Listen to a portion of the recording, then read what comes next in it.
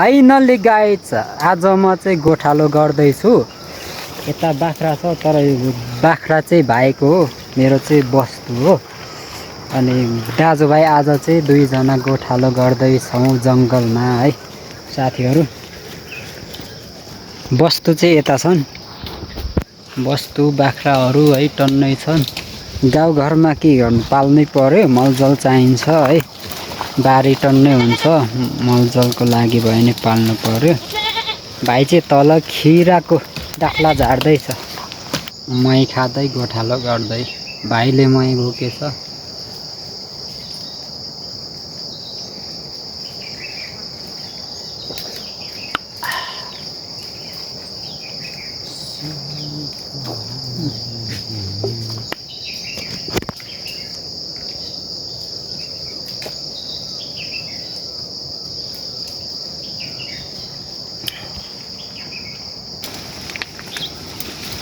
भाइ चाहिँ त्यहाँ बाख्रालाई खिरा झार्दैछ।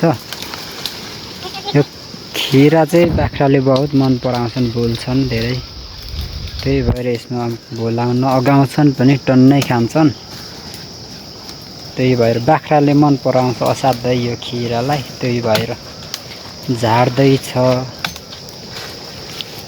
24 वटा बाख्रा छ, गाई चाहिँ त्यही 6 वटा छ, थोरै अहिले। गाउँघरको जीवनयापन जीवनशैली यसरी नै बितिरहेको छ। गाउँ आएदेखि आज नै म गोठालो गर्दैछु।